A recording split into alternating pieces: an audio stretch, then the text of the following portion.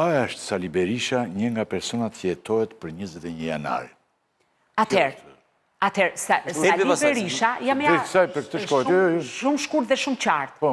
Zoti Berisha është I kallëzuar zyrtarisht nga Eveja Alex Nikës, për të cilin e konsideron si përgjegjës për vrasjen e bashortit të saj dhe se kanë 2 fëmijë, babain e 2 vajzave. Tani, përveç zotit Berisha është I kallëzuar edhe Lulzim Basha dhe disa persona të tjerë që janë gjithë zinxhiri drejtues I Gardës së Republikës. Por deri në këto momente që ne jemi duke folur, prokuroria e posaçme ka regjistruar procedimin penal vetëm për veprat penale dhe ende nuk ka një person nënhetim me emër konkret. Sepse vetëm momentin kur emri I funksionarit, politikanit, biznesmenit e tjerë regjistrohet tek regjistri veprave penale, atëherë ai merr cilësinë e personit nënhetim. Dhe deri më tani në informacionet që disponoj, nuk ka asnjë emër tek regjistri I veprave penale. A mund të ndodh pas pyetjes së zotit Basha, a mund të ndodh pas ardhjes së përgjigjeve nga autoritetet e huaja, do duhet ta ndjekim hap pas hapi për të patur dhe një përgjigje më pas në lidhje me pyetjen tuaj. Por zoti Berisha është I kallëzuar kryesor nga familja e Alex Nikës, pra xhaxhai, veja e tij, por edhe pjesa tjetër e familjes, të cilët për hir të vërtetës edhe me avokatin Matlia kanë shkuar deri në Strasburg dhe gjithë rihapja e 21 janarit, pra e dosjes së bujshme erdhi për shkak se Strasburgu e klasifikoi atë si krim shtetëror. Dhe duke klasifikuar dhe duke e cilësuar si një krim shtetëror, automatikisht do të pastillte edhe hapjen e dosjes penale. Okej, në gjuhën shqipe në rregull ishte avokatit, por dy personat ai tha do merrem personalisht. Jo, është përpara kjo. Lupo, duke gjuajtur, më treguan mua. Po, është momenti, pra është ai pozicioni që u tregova, që ndodhet në katin 0 të... Që u kalojmë këtyre, mund ta futin këta? Dhe ka qenë ndër pamjet e para që është filmuar në atë kohë edhe është transmetuar edhe në News 24. Nga aty filloi, nëse mbani mend, zoti Berisha fillimisht foli për gjuajtjen në distancë të afërt me çadra, pistolete tira me radhë dhe publikimi këtyre pamjeve solli në fakt edhe ndryshimin e gjithë trajektores së hetimit.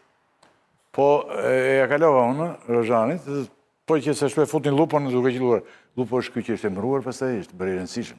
Jo, Lupo është dënuar me 3 vite me një dënim qesharak dhe tashmë ka përfunduar dënimin dhe unë nuk kam informacion se ku ai ndodhet. Ndërkohë Andrea Prendin e kam hasur disa herë gjatë punës time rastësisht rrugëve të kryeqytetit, por edhe ai nuk është më pjesë e Gardës Republikës. Tani në fakt pse mos na bllokon YouTube-i thon këta se ka armë. Po lera mos e fut pse çfarë armë nuk lejo ka YouTube-i, edhe YouTube-i ka ju armët, vetëm këtu ka armë. Shqipëria, vetëm Shqipëria e mbushur. Ku I kemi për vërtetë? YouTube-i ka marrë, I ka zhdukur. I zhdukur gjithë. Allah thuaj tani. Tani, në fakt njeriu që duhet të di për 21 janarin, si ka ndodhur ngjarjet dhe kush formalisht po them, kush ka dhënë urdhat është Lulzim Basha si ministri I Brendshëm, po un kam atë dyshimin që e thash në fillim, që aty rinte Sokolin des pas dhe I jepte edhe gajret, që të mos se nuk ishte mësuar me situata të tilla. Basha ndite, nuk e di sa ka kapur, por a mund të kthehet Basha në një bashkëpunëtor të drejtësisë, se Basha për shembull po di gjëra, mund të kthehet në një bashkëpunëtor, si bashkëpunëtor ai njëri mirë është, ka qenë kryetar partie të gjitha. Mund të bashkëpunoj toni ju. Nëse zoti Basha është I implikuar, automatikisht më pas prokurorët mund t'i ofrojnë edhe statusin e bashkëpunëtorit, por mua më duket shumë e largët kjo ditë dhe nuk besoj që do të ndodhë. Po ky është një mendim personal nisur nga... Jo, nuk besoj se do të ndodhë. Sepse duhet pranoj fajsinë së pari për veprimet paligjshme. Ka bërë ai faj dhe pastaj se bashkëpunëtori duhet të jetë patjetër fajtor vetë. Patjetër duhet të jetë një person I cili tregon rrethana në Shqipëri sikur bashkëpunojnë të gjithë, edhe pa qenë fajtor. Dakord, pastaj kjo është histori tjetër, po në rastin konkret duhet pranoj që ka kryer faj vetë dhe shkelje penale dhe më pas të tregoj në vetë parë, nuk mund të flas me të dhëna të përftuara nga persona të tretë. Po deklaratat publike që zoti Basha ka bërë, nëse mos gaboj ka qenë dhjetori vitit 2022, ku ka patur akuzat të rënda për çështjen e 21 janarit ndaj kreut të Partisë Demokratike zotit Berisha, mund të jenë të administrueshme? Patjetër, janë të administruara. Jo mund të jenë, po janë informacione që kam, të gjitha kontradikta që kanë pasur mes deklaratave, por edhe të bëra publike, sepse aty zoti Basha mund të pyetet edhe për rrethanat të cilat I ka bërë ato deklarata dhe qëndrimi që do mbajë zyrtarisht në prokurori. Dhe nëse ndodh që ka kontradikta, mund të jetë një ndër ato truket e prokurorëve që më pas mund të fillojë një hetim edhe nisur mbi këtë gjë. Por në gjitha rastet, sidomos ku ka ngjarje të rënda të kësaj natyre dhe që janë vepra shumë të rënda nëse provohet urdhërimi i një vrasje, edhe pse unë jam skeptike me thënë drejtën që 21 janari mund të shkojë deri në nivele të larta, sepse do duhet kesh prova shumë të forta, të pakundërshtueshme.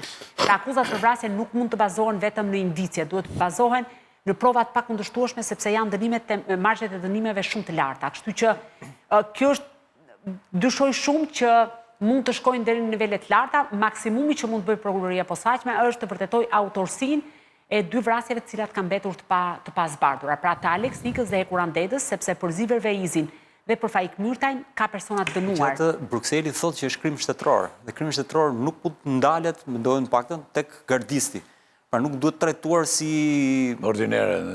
I shkau dora gardistit dhe vrau... Zitimi gardistit. Që pëse i quajmë krim shtetëror, si që ka quajtur Strasburgu? Po unë e thash që aty filloi. Qartë. Pra vendimi i Strasburgut solli edhe rihapjen e Pikërisht pra, po domethënë dua të them që nëse pavarësisht çfarë thotë Strasburgu, prokurori do shkojnë në sallën e gjyqit dhe duhet t'ia provojë akuzën me prova. Nuk mund të niset nga fjalia e Strasburgut. Po duhet të them, përdesa Strasburgu ka thënë kështu, duhet të ketë prova mendojnë se s'ma ha mendjes ata thënë kaq kollaj që është krim shtetëror. Pak fjalë nga secilin nëse do keni dëshirë toni. Pak fjalë dhe të kalojmë te tema tjetër. Se do jetë në proces kjo. Luli do vi përsëri aty, do të flasë. Kjo nëse zbardhet, kjo do jetë një nga gjërat më të rëndësishme që tregojnë jo fundi, po të paktën që për herë parë dënohet dikush seriozisht për një gjë që është vërtet, po edhe jo për këto. Ky është krim politik, ndryshe nga këta që janë korrupsion e kështu dhe janë bërë fshetas, ky është krim politik dhe është bërë haptas, është bërë në pavarësisht se kush e ka bërë, po është bërë në publik. Dhe besoj që kjo është i barë që duhet çuat deri në fund sepse është i barë që rëndon ndërgjegjen e këtij shteti, që bëhet krimi publik në bulevard dhe nuk dënohet. Të mori? S'ke. Ola?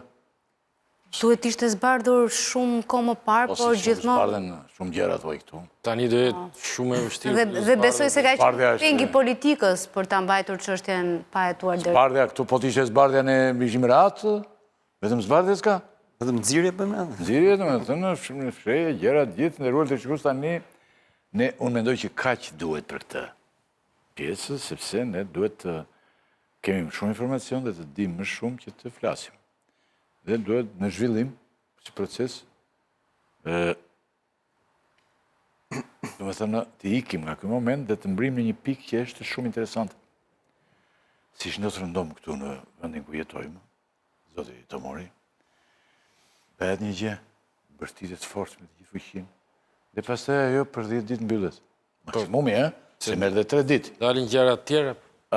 Del një gjë tjetër dhe bam ikën. A do të sekuestrohet aeroporti i Vlorës? Ka zera dhe unë nga një burim i sigurt mora vesh që është drejt sekuestros. Po ç'përdor dhe një fjalë tjetër përveç fjalës sekuestro? Konfiskim.